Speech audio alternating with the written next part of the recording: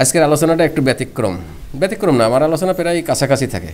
আপনারা দেখেছেন আমি যখন ঔষধ পড়াই, ঔষধের আগে চলে যাই ভেষজ, কারণ ঔষধটা কোথা থেকে সৃষ্টি হলো তাকে না চিনে, তাকে না দেখে, তার বৈশিষ্ট্য না জেনে, তার গুণাগুণ না জেনে শুধু ঔষধটা পড়লে হবে। এই জন্য আমরা যতগুলো ঔষধ আলোচনা করেছি আমার চেম্বারে করি বা এই আশ্রমে কেবল আজকে শুরু, এবং বিভিন্ন সময় যেখানে আলোচনা আমার কলেজ, আমার চেম্বার বা আদার্স কোনো জায়গায় হলে আমি প্রত্যেকটা ঔষধের ভেষজকে চিনাই। কারণ ভেষজের ভিতরেই আমরা তো বলি যে ভেষজের বস্তু বৈশিষ্ট্য, রোগীর ব্যক্তি স্বাতন্ত্রতা, এই দুয়ের সাদৃশ্য করতে হয়। সাদৃশ্য কাকে বলে? কিসের সাথে কিসের সাদৃশ্য? তার মানে আপনার কাছে যে রোগী আসবে সেই রোগীর বর্তমান রোগের যে রূপায়ণ এবং তার চরিত্রের যে রূপায়ণ, তার একটা সিমটম আছে। এইটা কোন ভেষজের সাথে সাদৃশ্য হয় সেইটাই তো আমাদের মূল লক্ষ্য বা খোঁজার জায়গা। তাহলে ভেষজের আমরা ম্যাটেরিয়ামেডিকা যখন পড়ি, ভেষজকে বাদ দিয়ে, ভেষজের চরিত্রকে জানি না, কোথা থেকে আসছে, কী আসছে, তার নিজস্ব বৈশিষ্ট্য কী, তার নিজস্ব রং কী, ঢং কী, তার প্রকৃতি কী, এটা না জেনে যখন শুধুমাত্র লক্ষণ পড়ি তখন এটা মনে রাখা খুব কঠিন হয়। কিন্তু ভেষজটাকে যদি চিনে যাওয়া যায় তখন আমাদের ঔষধের লক্ষণগুলোন বা রোগীর পরবর্তীতে রোগীর লক্ষণগুলোন মিলাতে আমাদের খুব সহজ হয়, টপাটপ মিলে যায়। কারণ আপনি আগে দেখেছেন, আমি প্রায় একটা কথা বলি, আপনাদের এখানে যারা উপস্থিত আছেন, আমি 3টা গাছের পাতা নিয়ে আসবো, 1 ইঞ্চি করে কেটে নিয়ে আসবো। একটা নারিকেল গাছের পাতা 1 ইঞ্চি কেটে নিয়ে আসবো, একটা কলা গাছের 1 ইঞ্চি পাতা কেটে নিয়ে আসবো, আর একটা ধরেন সুপারি গাছের পাতা 1 ইঞ্চি কেটে নিয়ে আসবো। এই পাতাটা যদি আপনাদের কাছে আমি দেই তাহলে আপনারা চিনতে পারবেন না। আর এইখানে ফল রেখে দিলাম, নারিকেলও রেখে দিলাম, তালও রেখে দিলাম, সুপারিও রেখে দিলাম বা কলাও রেখে দিলাম, আপনাদের কাছে পাতা দিয়ে বললাম যে যাও এই পাতা দেখে ওই ফলের কাছে রেখে আসো। এখানে না পারার একজনও আছেন? একজনও নেই, সবাই পারবেন। ওই পাতাটা দেখে যে এটা তো তাল গাছের পাতা, তাহলে তালটাই। এবার যদি বলি তুমি যে পাতাটা পেয়েছো সেটা ফলের সাথে সাদৃশ্য করে মিলিয়ে রেখে আসছো, এই গাছ সম্পর্কে বা এই টোটাল এই সম্পর্কে তুমি বলতে পারবে না তাল গাছ কীরকম। সে তাল গাছ এক পায়ে দাঁড়িয়ে সেখান থেকে বলতে পারেন তার পাতা কীরকম, শেকড় কীরকম, গাছ কীরকম, তাল হয়, তালের রং কীরকম, সেটার ব্যবহার কীরকম, কী কী খাওয়া যায়, কী কী পিঠে বানানো যায়, সব কিছু জেনে যাচ্ছেন। তাহলে আপনাকে দেখালাম আমি ছোট একটু পাতা, তাই দেখে আপনি একদম ও দিয়ে ফল হয় এবং তা দিয়ে পিঠে হয়, তার স্বাদও পর্যন্ত, ঘ্রাণ পর্যন্ত জানেন। কিভাবে পারলেন? আপনি কি তাল গাছের রচনা পড়েছেন, সুপারি গাছের রচনা পড়েছেন? কিছুই পড়েন নাই। তারপরে পারলেন কি করে? কারণ আপনার দেখা ছিল। দেখাটা হলো সবচেয়ে বড় জিনিস। তাহলে আমরা প্রত্যেকটা ঔষধের ভেষজকে দেখব, যখনই দেখব তখন এ সম্পর্কে আপনার অটোমেটিক কিছু ধারণা চলে আসবে। কিন্তু আজকের আমরা যে জিনিসটা দেখাবো সেই জিনিসটা দেখে কেউ ভয় পাবেন না। চেম্বারে যারা থাকেন, বেশ কয়েকজন আছে, এখানে 15-20 জন আছেন যারা চেম্বারের সাথে সংশ্লিষ্ট, তারা দেখেছেন রোগী এসে চেয়ারের নিচে খুঁজে কিছু দেখছেন না? দেখেছেন বসবে আশেপাশে খোঁজে। আপনি যদি সূক্ষ্মদর্শী হন ওইখানে আপনার ঔষধ সিলেকশনের জন্য আপনার সহায়তা শুরু হয়ে গেছে। রোগী দিচ্ছে, রোগী ওঠা, বসা, ভঙ্গিমা, বডি ল্যাঙ্গুয়েজ, আর্ট, সব কিছু আপনাকে দিচ্ছে তাকে চেনার জন্য। কিন্তু আমরা সেই সেন্সটা খাটাই না। আমরা ওই বসে থাকি দিয়ে রোগী লিপির বই দিয়ে, কলমটা কোন জায়গায়, এবার কি হয়েছে, ওই 2টা একটা লক্ষণ শুনি। কিন্তু রোগী নিজে কিন্তু অহর্নিশই আমাকে দিয়ে যাচ্ছে। সে যে আমার চেম্বারে ঢুকলো, তার যে অ্যাটিচিউড, তার যে বডি ল্যাঙ্গুয়েজ, তার যে বডি ল্যাঙ্গুয়েজ, ভঙ্গিমা, সেখানেও সে দিয়ে যাচ্ছে আমাকে যে আমি কে। আমরা চিনি না, অথবা সেই দৃষ্টি দিয়ে দেখি না, এটা দেখতে হবে। কিন্তু যদি আপনার ভেষজ চেনা থাকে, ভেষজের প্রকৃতি চেনা থাকে, কোনো না কোনো সময় আপনাকে ওর যে টোটাল অ্যাক্টিভিটিস, ওর ভিতর থেকেই আপনি দেখবেন এ তো এই কাজ করতেছে। একটা রোগী বলো, স্যার পেটের ভিতরে না ব্যথা কেমন জানি মোচড়াচ্ছে, আপনাকে ইঙ্গিত দিয়ে দিচ্ছে, পেটের ভিতরে মোচড়াচ্ছে, স্যার পেটের ভিতর থেকে মোচড়ে ব্যথা উঠে যাচ্ছে, আপনাকে ইঙ্গিত দিয়ে দিয়েছে। এখন আপনি যদি না ধরতে পারেন, সে ঔষধ বলে দিয়েছে, কেন্দ্র, সেন্ট্রাল সেন্সেশন, ওইখান থেকে তাকে বলেছে তুই আর্টের মাধ্যমে দেখা, ডাক্তার ভালো করে বুঝুক। আমরা খেয়াল করি না। কিন্তু ভেষজকে যদি আমরা চিনি, আমাদের হোমিওপ্যাথিতে কত ঔষধ আছে, তার ভিতরে একটা ভেষজ আছে, এভাবে চলে, রোগীরও ব্যথাও সেও ভাঙ্গিমায় বলছে এভাবে। এক ধরনের মানুষ দেখবেন বসে আছে, বড় বড় মানুষদের আমি খেয়াল করেছি, ছোটো বাচ্চা দেখছে একটু ভেঙে দিয়েছে, হ্যাঁ আছে এরকম একটা লোক আছে না, ভেঙে দিয়েছে, তার মানে একটা নির্দেশনা সে দিয়ে দিয়েছে। সে ভিতরে কে এরকম জিভে বাইর করে, কে আমাদের একটা ভেষজ আছে না, বারবার জিভে বাইর করে সাপ। এই যে একে বেঁকে চলে, কে চলে, ঢেউ দিয়ে চলে, সাপ। আপনাকে রোগী বর্ণনার সময় আপনাকে বিভিন্নভাবে সে আপনাকে সংকেত দেবে, হাতের মাধ্যমে, মুখের মাধ্যমে, চোখের মাধ্যমে, ভুরু কোঁচকানোর মাধ্যমে, পা নাচানোর মাধ্যমে, বসার মাধ্যমে, কথা বলার মাধ্যমে অনেক কিছু দিয়ে যাচ্ছে। আমরা চিনছি না। দুর্ভাগ্য। কিসের জন্য চিনি না? প্রথমে হলো আমরা এগুলো খুঁজে দেখি নাই কখনো। আমরা মোটা দাগের লক্ষণগুলো খুঁজি, তাহলে আপনাদের সচেতন হতে হবে যে একটা রোগী প্রবেশ থেকে আরম্ভ করে এমনকি আগে যেদিন সিরিয়াল দিয়েছে আপনার সাথে কথা হয়েছে সেইখানেও সংকেত দিয়ে যায়। আপনি বসে থাকেন যে আসো বেটা, তোমার জন্য ওষুধ নির্বাচন হয়ে গেছে, তোমার কথা তুমি যা বলেছো যা কিছু করেছো ওখানেই কাজ হয়ে গেছে। একটা রোগী বলল, স্যার আমি তো বরিশাল থেকে বলছি, একজনের কাছে ঠিকানা নিলাম, তার তো রোগটা এরকম ভালো হয়ে গেছে, স্যার আমার ওই একই সমস্যা, আপনার কাছে আসতে চাচ্ছি, কবে আসবো? আপনি ডেট দিলেন। স্যার তা আমারটা ভালো হবে না তো? সে কিন্তু একটা দেখে আসছে, তারপর আবার খুঁতখুঁতে মন, সে শিওর হতে চাচ্ছে, গ্যারান্টি চাচ্ছে আপনার কাছে। তাহলে ওই যে মোবাইলে যে কথা বলে আপনার কাছে সিরিয়াল দিল, ওখানেও আপনি সংকেত পেতে পারেন। একটা রোগীর কোনো কিছু ফেলনা নয়, এই ছোটোখাটো জিনিসের ভিতরে বড় বড় অমূল্য অমূল্য রত্ন লুকিয়ে থাকে। এই জিনিসগুলো আপনাকে খুব সূক্ষ্মভাবে খেয়াল করতে হবে। যাই হোক, আমরা যদি ভেষজকে চিনতে পারি, ভেষজের প্রকৃতিতে জানতে, তাহলে আমি মনে করি আমাদের অর্ধেকের বেশি ঔষধ পড়া হয়ে যায়। আমরা সেটাই আজকের আলোচনা করব যে কিভাবে হয়। স্যার যে বলল ভেষজকে চিনতে পারলে ঔষধ অর্ধেক পড়া হয়ে যায়, সেটাই প্রমাণ করার চেষ্টা করব।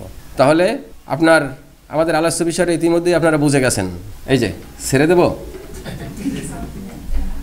যদিও রংটা একটু পার্থক্য আছে, ওর রংটা এতটা হলুদ না, এরকম কালো এবং এই যে হলদে কালারটা, তবে এতটা হলে না, আর একটু ডিপ হলুদ। তার নাম সুরকুকু, উত্তর আমেরিকায় পাওয়া যায়। অত্যন্ত বিষাক্ত সাপ। এই সাপ যেখান থেকে চলে সেখানের যে ছোট ছোট ঘাস, সেও ওই বিষের বা তাপে আহত হয়ে আক্রান্ত হয়। কতটা বিষাক্ত ডাক্তার হ্যারিং সাহেব উনি নিজ দেহে প্রুভিং করেছিলেন। মাঝখানে কিছু ভিডিও দেখেছি যে না তার বউরে মেরে ফেলেছেন, অমুক করেছেন, কথাগুলো সত্য নয়, সে নিজ দেহে করেছিলেন। আপনারা জানেন ডাক্তার হ্যারিং শেষ বয়সে বলেছিলেন, ল্যাকেসিস প্রুভিংয়ের পর থেকে আমি গলায় টাই বাঁধতে পারি না। তাহলে তার বউরে করাইলো কখন? তার নিজ দেহে করেছেন। এবং এর গল্প আছে, গল্প বললে অনেক সময় লাগবে। কিভাবে সাপ আরোহণ করেছিলেন, কিভাবে কি করেছিলেন, সব ইতিহাস আছে। যাই হোক, আজকের আমরা চিনব সেই সুরকুকু সাপ। সুরকুকু সাপ, এই সাপের চেহারা দেখে, এর আচরণ দেখে, এর চলাফেরা দেখে, এর জীবনযাত্রা দেখে আমরা ঔষধের অনেক লক্ষণ এখান থেকে সংগ্রহ করে নেব। এটাই হলো আপনার ন্যাচারাল সিমিলারিটি। প্রাকৃতিক কতগুলো লক্ষণ আছে, একেবারে প্রকৃতভাবে নিজেই করে, ভেষজ নিজেই সেই সাথে জড়িত। সেগুলো নিয়ে আমাদের ঔষধের লক্ষণের ভিতরে আসছে, কিন্তু আমরা ওগুলো খেয়াল না করে খালি মুখস্থ পড়তে থাকি। খুব সহজ পড়া, যদি আপনি ধরতে পারেন এবং বুঝতে পারেন। তাহলে আমাদের ঔষধের নাম ল্যাকেসিস, তার উৎস কি? সাপ। সাপটির নাম হলো সুরকুকু। আচ্ছা, যে কোনো প্রকার সাপ, এই সুরকুকু বাদেও যে কোনো সাপ আছে, সাপ কি কোনোদিন দাঁড়াই লম্বা হয়ে ঘুমায়, পেঁচিয়ে ঘুমায়, বা অনেক সময় লম্বা হয়েও ঘুমাতে পারে। কিন্তু সাপ যখন নিজে পেঁচায়, সেই প্যাঁচের হয়টা কিন্তু বাম থেকে পেঁচিয়ে আস্তে ঘুমিয়ে থাকে। আপনারা যারা ল্যাকেসিস পড়েছেন, বেশ কয়েকজন স্টাডি পূর্ণ ছাত্র আছেন, আর কিছু আছেন নূতন। ল্যাকেসিসের আক্রমণ কোন পাশে শরীরের? বাম পাশে। তো সবাই ডাক্তার তো, তাহলে আমার ল্যাকেসিসের রোগাক্রমণ বাম পাশে, পরবর্তীতে ডানের দিকে যায়, বিস্তার লাভ করে। তাহলে আমার সাপ যখন পেঁচিয়ে থাকে, সেও বাম দিকে সুন্দর করে পেঁচিয়ে থাকে। খুলতে গেলে আবার ডান দিকেই তো লাগে পরবর্তীতে। তাহলে ঘটনাটা বাম থেকে ডানে, কিন্তু মূলত বামে। এবার সাপ যখন চলে, এই যে ঢেউটা দেয় দেখছেন, এরকম তো ঢেউ দিয়ে চলে। সেই যে শক্তিটা প্রয়োগ করে, সেইটা বামে শক্তি প্রয়োগ করে, তারপরে সে আগায়, ডানে যায়। তো দেখেন, প্রাকৃতিকভাবেই সে আমার ঔষধকে চিনিয়ে দিচ্ছে। যদি আমি এই সাপের আচরণটা, চলাচলাটা, তার জীবন স্টাডি আমি করি। এই সাপটা কি খুব মোটা? কোনো সাপ মোটার চেয়ে লম্বা বেশি না? মোটার চেয়ে লম্বা বেশি। যারা আমরা ল্যাকেসিস পড়ে আসছি, কিন্তু কোনোদিন মিলিয়ে দেখি না যে আল্লাহ, এই লক্ষণটা তো সাপের একেবারে নিজস্ব চরিত্র। আমার সাপ কি হয়? চিকন, লম্বা, লিকলিকে। এই লক্ষণগুলো পড়েছেন? একদম প্রথম বই খুললেই পাওয়া যায় যে ল্যাকেসিস চিকন, লম্বা, লিকলিকে, কথাটা লেখা আছে। তাহলে আমার সাপও তো চিকন, লম্বা এবং লিকলিকে। তাহলে আমি লক্ষণ এইখান থেকেই নিতে পারছি। সাপ যখন কোনো জায়গায় থাকে নিরান্ডায়, সে কিন্তু অত্যন্ত সংবেদনশীল এবং স্পর্শকাতর। ছোটো একটা সাউন্ড ফেলে বা তাকে যদি একটু টাচ করা যায়, সাথে সাথে কিন্তু সে জেগে ওঠে। আমার ল্যাকেসিস পড়ে দেখবেন, ল্যাকেসিস অত্যন্ত সংবেদনশীল এবং স্পর্শকাতর। ল্যাকেসিসে আরও যারা পড়েছেন, এমন স্পর্শকাতরের কাতর যে সে কলারটা এখানে দিয়ে বাঁধবে, সেই স্পর্শটাও সহ্য করতে পারবে না। আপনারা জানেন যে ল্যাকেসিসের নারীরা, আপনারা যে হিজাব পরেন, নেকাব পরেন, আপনারা যে পরেন, এগুলো সে সহ্য করতে পারে না। এই যে আমাদের করোনায় যে গেল কি তো মাস্ক, ওই দেখা গেছে পড়ছে, কানে লাগে ঝুলানো রয়েছে পুলিশের ভয়ে, এই জায়গাতে টানিয়ে নামাই থইছে, এভাবে ছিল না, কারণ সে এই চাপা জিনিস সহ্য করতে পারে না। লেপ মুড়ি তো দূরের কথা, এমনকি ৮-৬ করে জামা কাপড় পরতে পারে না এই স্পর্শকাতরতার জন্য। চিন্তা করা যায়। তা দেখেন আমার প্রকৃতির সাথে আমার ঔষধের কতটা মিল, এবং রোগীরা কি সুন্দরভাবে প্রকাশ করে সেই জিনিসটা। অস্থির হয়ে যায় কাপড় চোপড়, ৮-৬ কাপড়ে অস্থির হয়ে ওঠে, টাইট কাপড় কখনোই সে পরতে পারে না, বিশেষ করে গলা এবং কোমর, এই দুটো জায়গায় সে টাইট সহ্যই করতে পারে না। এই জন্য যারা ল্যাকেসিসের রোগী আছেন, যদি পুরুষ হয়ে থাকেন তাহলে তারা বেল্ট পরতে পারেন না, ওই যথাসম্ভব পায়জামা পাঞ্জাবি দিয়েই চেষ্টা করেন। আর মহিলারা থাকলে আলখাল্লা জামা কাপড় পরেন, ঢিলেঢালা কাপড় পরেন, যে কাপড়ে চেপে ধরে সেটা সে সহ্য করতে পারে না। এই সাপকেও তো চেপে ধরলে সহ্য করতে পারে না, ডেকে রাখলে সহ্য করতে পারে না। তারপরে আছে এই সাপটা যখন চলে, এটা আগে বলেছি মনে হয়, এঁকে বেঁকে চলে। আমাদের এক ধরনের মানুষ পাবেন সমাজে, ওই মডেল অনুষ্ঠান দেখি আমরা, প্রায় প্রতিযোগিতা দেখি, হাটে বা হাঁস হাটে দেখবেন, হ্যাঁ ফ্যাশন শোতে দেখি না, পা এইদিকে আর এইদিকে ফেলায়, অটোমেটিক হাঁটে না।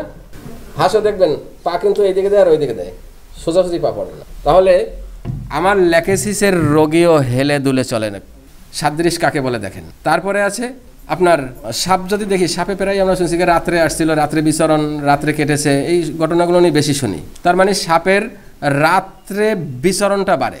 এই রাত্রে বিচরণের কারণ আছে। যদি সাপকে জিজ্ঞাসা করা যেত, হে সাপ তুমি রাত্রে এত বের হও কেন, ওই সাপ হয়তো বলতো দিনে মানে বের হবো, আমার তো ভয় আছে, আটক হওয়ার ভয় আছে, ফাঁদে পড়ার ভয় আছে, বেজির সামনে পড়ার ভয় আছে, মানুষের কাছে ধরা পড়ার বা মারা পড়ার সম্ভাবনা আছে। রাত্রে বিচরণ, প্রচণ্ড সন্দেহ থেকে সে রাত্রে বিচরণ, রাত্রেই আমি বের হই, আমার জন্য নিরাপদ। আমার ল্যাকেসিসের রোগ বৃদ্ধি কখন? রাতে, সবাই জানে, সব ভালো ডাক্তার, রাতে বৃদ্ধি। তাহলে সাপের বিচরণ রাত্রে, রোগের বিচরণও রাত্রে।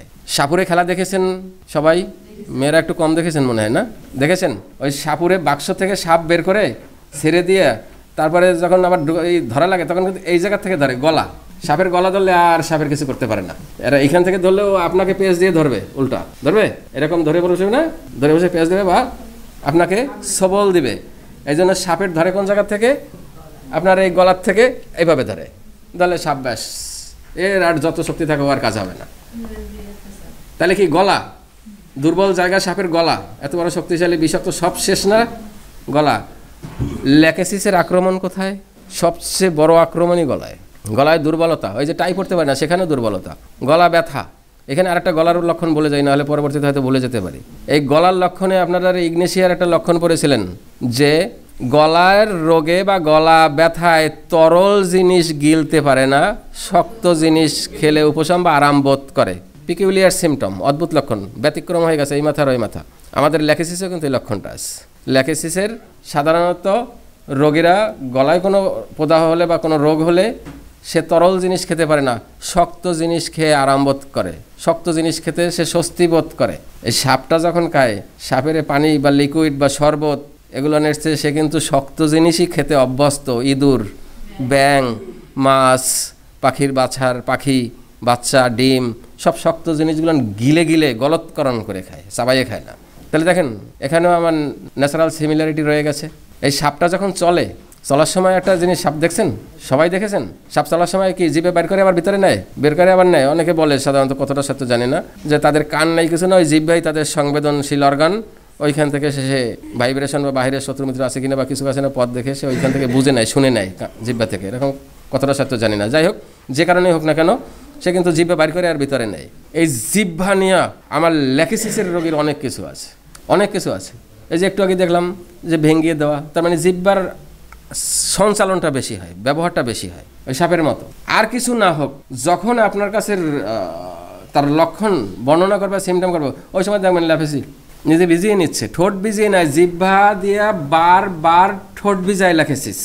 তাহলে একসময় ভেঙে দেয়, আবার ঠোঁট ভিজায়। আবার আমাদের অনেক বইয়ে লেখা আছে যে ল্যাকেসিসের জিহ্বা বের করে দিলে কাঁপে, কম্পনশীল জিহ্বা। এটা নিয়ে আমার একটু সংশয় আছে, কারণ আমি অধিকাংশ জায়গায় পেয়েছি টাইফয়েডে বা জ্বরে যখন আক্রান্ত হয়, তখন জিহ্বা স্থির রাখতে পারে না, জিহ্বা কাঁপে। যাই হোক, জিহ্বার উপরে আমার ল্যাকেসিসের যথেষ্ট অধিকার রয়েছে, এই জিনিসটা আপনাদের খেয়াল করতে হবে, বারবার জিহ্বা বাইর করা। তারপরে আছে আপনার অহংকার, আমরা পড়ে আসছি। ল্যাকেসিস পড়তে গেলে তার অহংকার, তার বিদ্বেষ, তার সন্দেহ, এগুলো হলো তার প্রথম শ্রেণীর লক্ষণ। এখন অহংকার মানুষের কখন হয়? তার ভিতরে যখন কোনো কিছুর একটা সম্পদ জন্মে তখন থেকে একটা অহংকারটা বেশি জন্মে। কেউ যদি ধনী হয়ে যায় তার ভিতরে একটা আলাদা অহংকার এসে যায়। কারো ভিতরে যদি মস্তানি ক্ষমতা অস্ত্র এসে যায় তার ভিতরে একটা অহংকার এসে যায়, আমি অস্ত্রধারী মস্তান। কেউ যদি এমপি, রাজনীতিবিদ, চেয়ারম্যান, মেম্বার, অমুক সমুক হয়ে যান তার ভিতরে দেখবেন একটা অটোমেটিক একটা অহংকার হয়েছে, আমি তো এলাকার অমুক মেম্বার, চেয়ারম্যান, আমি তো অমুক। একটা সম্পদ থাকে পিছনে। এই সাপ, শুরু, কুকু এরও একটা অহংকার আছে, আমার লেখাসিসের ভিতরে আছে। সম্ভবত এর ভিতরে একটা সম্পদ আছে বিষ। ওই বিশেষ সম্পদে সে বলিয়ান, হ্যাঁ অহংকারী, যে অত কিছু করবি একদম সবল দিয়ে দেবো। আমাদের ল্যাকেসিসের রোগীর ভিতরেও একটা এরকম অহংকার সব জায়গায় সব সময় থাকে, এবং সে রাগীও থাকে এবং সবল মারার টেন্ডেন্সিও থাকে। তার কাছ থেকে, ল্যাকেসিসের রোগীর কাছ থেকে সহজে কিছু দিয়ে আপনি বের হয়ে যেতে পারবেন না। সে আপনাকে সবল দিয়েই বসবে, সেটা হলো মুখের ভাষার সবল। সে আপনাকে আক্রান্ত করবেই, কোনো জায়গায় হার মানতে রাজি না, কারণ তার ভিতরে ওই বিষে এর মতো একটা শক্তি তার ভিতরে আছে, এবং বিষ যে তার শরীরে আছে এটা আমরা প্রমাণ করে দেবো। ল্যাকেসিসের রোগীটা কেন তৈরি হলো সেটা জানেন? বইগুলো পড়লে পাওয়া যায় রক্ত পচন, রক্ত পচন এরকম কথাটা আছে। কেউ বলছে ফ্লুইড, বডি ফ্লুইডের পচন। তার মানে কি, যখনই পচন ঘটেছে তখনই তো বিষক্রিয়া ঘটেছে, তার শরীরে তো বিষ নিজেই উৎপাদন করেছে। তার চেয়েও আরও গোড়া একটা মজার জায়গা আছে। যদি সেন্ট্রাল আমরা ধরি বা কেন্দ্রটা ধরি, যে কোথা থেকে ল্যাকেসিস তোমার শুরু হলো, এ রোগী তুমি তো সুস্থ ছিল, কেন এভাবে হলো, সেখানে আছে আপনারা উপশম হ্রাসবৃদ্ধিতে পাবেন ওখানে যে সেরাপ অবরুদ্ধজনিত রোগ, বা সেরাপ অবরুদ্ধ হলে তার রোগ বেড়ে যায়, মিনিস্ট্রেশনের আগে রোগ বেড়ে যায়, যত মিন্স বা যত সেরাপ তত উপশম, এরকম কথাগুলো আমরা পাই। তাইলে ওই যে সেরাপ অবরুদ্ধতা, এই সেরাপ অবরুদ্ধতার কারণে সে সেরাপের একটা বিষক্রিয়া ছিল না, সেইটাই তার শরীরের ভিতরে ঢুকে গেছে, এই অবরুদ্ধজনিত। যখন এই শরীরে বিষ ঢুকে গেছে, সেই বিষ কি করেছে, তার বডি ফ্লুইডকে নষ্ট করেছে, পচনশীলতা করেছে। ল্যাকেসিস কিন্তু একটা ধ্বংসমুখী ঔষধ বলা হয়, এটার ব্যাখ্যাটা আমি পরে দেবো। ধ্বংসমুখী ঔষধ, তাই ধ্বংসটা করলো কে, এই পচনটা করলো কে? নিশ্চয়ই শরীরের ভিতরে কোনো একটা বিষক্রিয়া তার ঘটে গেছে। সেই বিষটা হলো আমার অবরুদ্ধ স্রাব, যাবতীয় স্রাব, নট অনলি মিন্স, ঠিক আছে?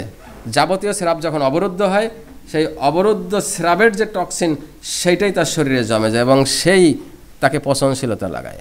এর ভিতরে আবার যোগ আছে আরেকটু, যদি আরও গভীরে যান, যে তার বিষ কিসে, আর একটা আছে প্রেমের ব্যর্থতার বিষ। শুধু ইগনেশিয়া ধরে রাখেন না, নেট্রামিড ধরে রাখেন না, আমার ল্যাকেসিস ব্যর্থ প্রেমের কিন্তু একটা ঔষধ। আমাদের ব্যর্থ প্রেমের আঘাতের জন্য, দুঃখ কষ্ট হতাশার জন্য যে রোগগুলো ঘটে তাকে আমরা ইগনেশিয়া নেট্রামিড দিয়ে শেষ করি। অ্যাসিড ফস একটা মেডিসিন, এই শুরু কুকু সাপের ল্যাকেসিসও খুব সুন্দর মেডিসিন।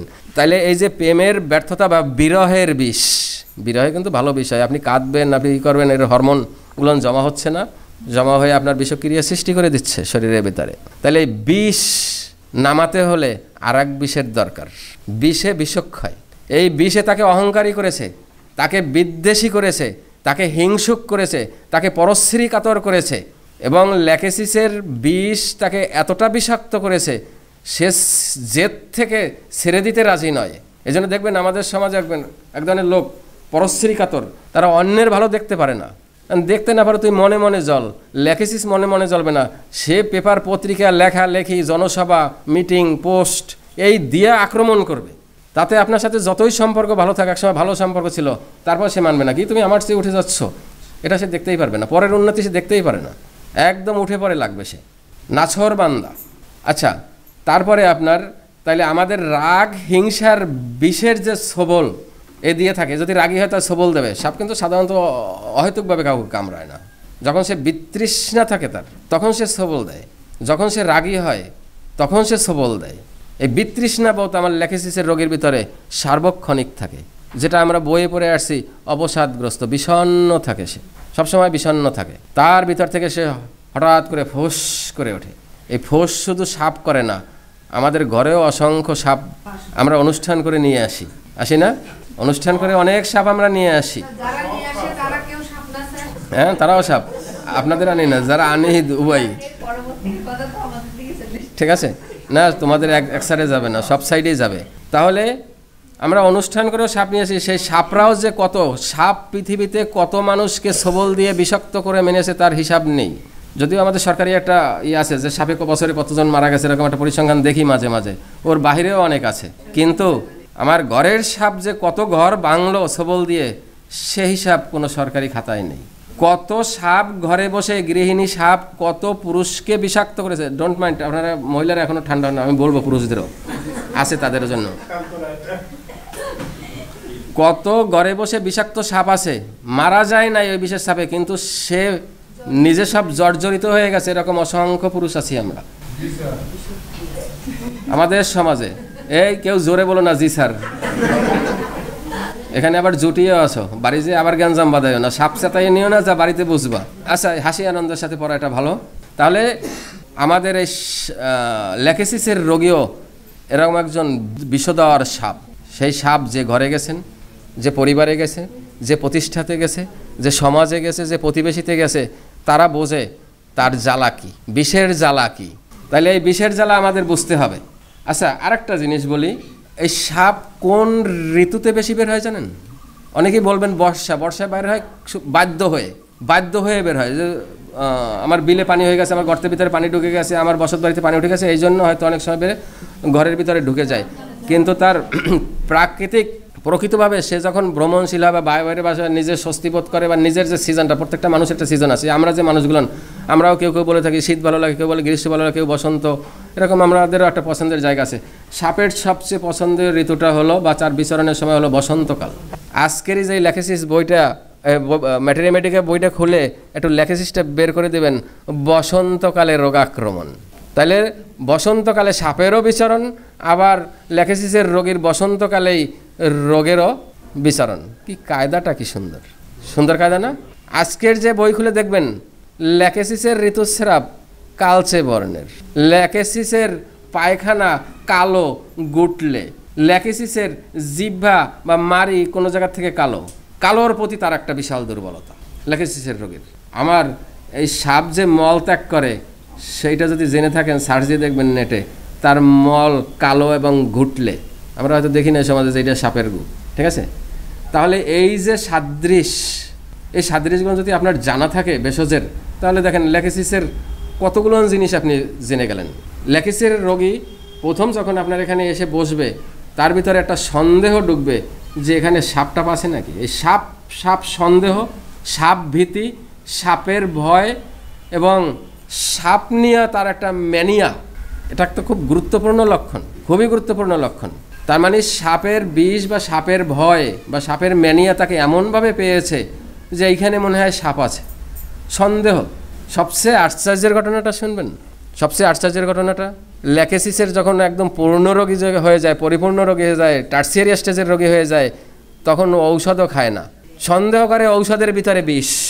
আত্মীয় বাড়িতে যাবে, ও খাওয়া যাবে না, ও আমারে বিষাক্রান্ত করবে। আর ঘরে তো লেগেই থাকে, তোমার হাতে আমি খাবো না, খুব সাবধানে খাবো, ওর ভিতরে বিষ দিয়ে দিয়েছে। স্বামী স্ত্রীর ভিতরে এত মধুর সম্পর্ক, তার ভিতরে অবিশ্বাস ঢুকে গেছে। পরে দেখবেন এগুলো বইয়ে আছে, আবেগের কথা না। তারপর যারা চেম্বারে থাকেন তারা বাস্তবতায় দেখেছেন যে সন্দেহ কি পরিমাণ থাকে, দেখেছেন না? যে খাই না, শাশুড়ির হাতে খাই না, বিষ। ওই বন্ধুর হাতে খাই না, ওর সাথে সেদিন ঝগড়া হয়েছিল, ও আমার একটা ক্ষতি করে দেবে, ওর ভিতরে বিষ। এই ল্যাকেসিসের সুরুকুকু সাপের ভিতরে প্রচণ্ড সন্দেহপ্রবণ। এমনকি ডাক্তারকেও সে সন্দেহ করে বসে, ঔষধ খাবো না, ওর ভিতরে বিষ আছে। এই এত ঔষধ খাবো না, ঔষধের ভিতরে বিষ আছে। একদম স্পষ্ট লেখা আছে, আপনার রেপার্টরিতে আছে, ম্যাটেরিয়ামেটিকের ভিতরে আছে। ঔষধ সেবনে ভয়, ঔষধে বিষ আছে। নিকটজন, একদম নিকটজনের কাছে, নিকটজনের খাদ্য খাবার গ্রহণ করে না, ওতে বিষ আছে।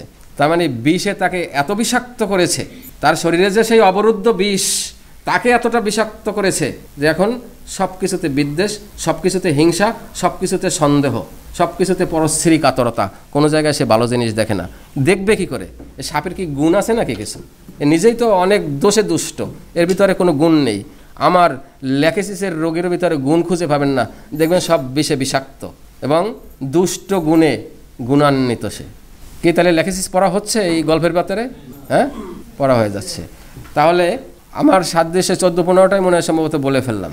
এগুলো খেয়াল করবেন। প্রত্যেকটা ভেষজ পড়ার সময়, ঔষধ পড়ার সময় ভেষজকে পড়ে নেবেন। কি সহজ হবে? ভয় পাবেন? ভয় পাওয়ার কোনো কারণ নেই। লক্ষণ এরকম গল্পের মাধ্যমে চিনে যান। রোগী আমাদের সমাজেরই কেউ না কেউ, তাদের সাথে পরিচয় হন। রোগীকে চিনতে হলে মায়াজম চিনতে হবে। আর আমার পুরনো আমলের যে ছাত্ররা আছেন, অবশ্য নতুনেরা সব, পুরনো আমার স্যাররা একসময় বলতেন মায়াজম স্যারের ক্লাস আছে। ঠিক আছে, তার মানে আমার জানি ওই স্যার মায়াজম, মায়াজাম পড়ায় এইটার পরে জোর বেশি দেন, এই জন্যই বলে যে মায়াজাম স্যারের ক্লাস। মায়াজাম এর ভিতরে এমন সুন্দর একটা মায়া আছে হোমিওপ্যাথির, যদি পড়তে পারেন বুঝতে পারেন তাহলে রোগী ধরতে সুবিধা হয় মায়াজাম সাথে। কিন্তু ঔষধ নির্বাচনে যে একেবারে সরাসরি মায়াজামের লক্ষণ দিয়ে ঔষধ নির্বাচন করতে পারবেন, এটাকে আমি সাপোর্ট করব না। কারণ ভেষজের বৈশিষ্ট্য আপনাকে নিতেই হবে, তার প্রকৃতি নিতেই হবে, এবং বর্তমান যে রোগে যে আক্রান্ত সেই রোগের বৈশিষ্ট্যগুলো আপনার খুঁজতেই হবে, এটাকে ফেলে দেওয়া যাবে না। ওই ধরে বসে থাকবেন না যে treat the patient not the disease, তাহলে আমি ডিজিজ মোডে ফেলেই দিয়েছি, এটা ফেলানো যাবে না। এটার ব্যাখ্যা অনেক আরেকদিন দেবো আমি, যে কী বলতে চেয়েছিলেন ওখানে। তার মানে ডিজিজ না হলে তো রোগী আমার কাছে আসেই না, সুস্থ অবস্থায় কি আসছিলেন নাকি? ডিজিজ হয়েছে বলেই তো আমার কাছে আসছে। তাতে সেই ডিজিজের কি বৈশিষ্ট্য সেটা জানতে হবে, নামকরণ নয়। ডিজিজের নামকরণের পরে কোনো ঔষধ নির্বাচন করা যাবে না। মাথা যন্ত্রণা, ওর পরে কোনো ঔষধ নেই। মাথা যন্ত্রণায় কি করেছে রোগীর, সেই মাথা যন্ত্রণার প্রকৃতি কি, আলাদা বৈশিষ্ট্য কি, ওই ওর মাথা যন্ত্রণা থেকে এর মাথা যন্ত্রণার বৈশিষ্ট্য বা স্বাতন্ত্রতা কি, সেই স্বাতন্ত্রতাটুকু জানতে হবে। মাথা যন্ত্রণা দিয়ে ঔষধ নির্বাচন করা যাবে না। যাই হোক, ওটা আমরা প্র্যাকটিস অফ মেডিসিন ক্লাসে বলবো। তাহলে আমাদের ল্যাকেসিস সম্পর্কে, তাহলে ল্যাকেসিসের আমরা কোন জায়গা থেকে ধরবো? প্রথমেই ঔষধ পড়ার সময়, রোগী ধরাটা আলাদা। ল্যাকেসিসের ঔষধ পড়ার সময় প্রথমেই আমরা ধরবো অবরুদ্ধতা, যাবতীয় স্রাপের অবরুদ্ধতা। এবং ল্যাকেসিসের সবচেয়ে মজার ঔষধ কি জানেন? মজার জায়গাটা কোন জায়গায়? সেটা হলো যদি তার স্রাব হয়ে যায় সে সুস্থ। যত স্রাব তত সুস্থতা, যত স্রাব অবরুদ্ধতা তত অসুস্থতা। ঠিক আছে? তাইলে এই ল্যাকেসিসের রোগীটাকে শেষ করেছে আমাদের এই যাবতীয় স্রাব অবরুদ্ধতা। এই স্রাব অবরুদ্ধতা যখনই হয়েছে, স্রাব মানেই তো ওর ভিতরে কিছু টক্সিন, সেই টক্সিনটা শরীরে জমে গেল। যখনই জমে গেল তখনই তার ফ্লুইডের ভিতরে এটা সমবন্টন হয়ে গেছে। বইগুলো শুধু লেখা আছে রক্তপচন রক্তপচন, তাও ভালো বইগুলো নেই, সাধারণ বইগুলো নেই। তাহলে রক্ত পচিয়ে দিল কে? এক টক্সিন। সেই টক্সিন কোথা থেকে বাঁধলো? যেটা নিঃসরণ হয়ে যাওয়ার কথা ছিল, যেতে পারে নাই। তাহলে সেই টক্সিন জমলো। টক্সিন কি করলো? বিষক্রিয়া সৃষ্টি করলো। এই বিষক্রিয়া এবার শরীরের ফ্লুইডের সাথে মিশে গেল, শরীরের রস, রক্ত, বীর্য, তরল পদার্থের সাথে মিশে গেল। এবার যখনই রক্তে মিশে গেল টক্সিন, তখন রক্তে পচন ঘটিয়ে দিল। যখনই রক্ত পচন হবে তখন আমার কোষকলা যাবতীয় যা আছে সবাই আক্রান্ত হবে। এই জন্য দেখবেন সার্বাঙ্গিক কাজ করে আমার লেখেছি, সর্ব অঙ্গে কাজ করার ক্ষমতা রাখে। যদিও ওই গলা, কোমর, ব্রেস্ট, ওভারি এগুলোর কথা বেশি বেশি করে বলা আছে, কিন্তু আমরা টিস্যু পচনের কথাটা বলবো না। তো টিস্যু পচন হলে তো যে কোনো জায়গায় হতে পারে, টিস্যু তো সব জায়গায়। গ্যাংরিন, ক্যান্সার, যে কত সুন্দর রেজাল্ট হয়। এই গ্যাংরিনের কথা দিয়ে আরেকটু বলি। আমরা একটু আগে কালো কালো বলে আসছি না, তার সমস্ত রোগে নীল এবং কালো দাগ পড়ে। প্রাথমিক অবস্থায় নীলসে দাগ পড়ে, সাপে কামড়ালেও প্রথম মানুষ নীল হয়ে যায়। ঠিক আছে? তারপরে একসময় যখন রক্ত আরও বেশি জমাট হয়ে যায়, নষ্ট হয়ে যায়, তখন কালচে রং ধারণ করে। গ্যাংরিনের রোগ কি লাল হয়ে আসে নাকি? এই দেখেছো না তোমরা এখানে কয়েকজনই আছে, 3-4 রোগী দেখেছো আমার চেম্বারে, গ্যাংরিনের পচন কালো, একদম টোটাল জায়গাটা কালো হয়ে আসে। ঠিক আছে? তাইলে আমরা আগে একটু কালোর বর্ণনা দিয়ে আসছিলাম না? পচন লাগলে কালো হতেই হবে।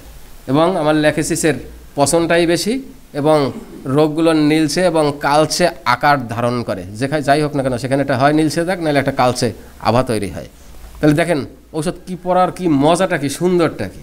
আর মন থেকে ভুলে যাবেন কি জন্য? ভুলে যাওয়ার না যাওয়ারও তো কতগুলো কারণ আছে, সেই কারণগুলো খুঁজে বের করেন। আমি সেই জায়গাটা আপনাদের খুঁজি, যে আপনাদের যেন গল্পে, উদাহরণে দেখিয়ে বুঝাই দিতে পারি, যেন স্মৃতিতে বেশি সময় ধরে। পড়লেও তো আর কয়টা মেডিসিন পড়লে তখনও ভুলে যান। যখন ঔষধগুলো পড়া হয়, আমার হয়েছে, আপনাদের কী হয় জানি না, ঔষধগুলো যখন পড়ি, ওরে বাবা এই ঔষধ আর জীবনে বলবো না, শিখে গেছি, কয়দিন পর কিছুই নাই।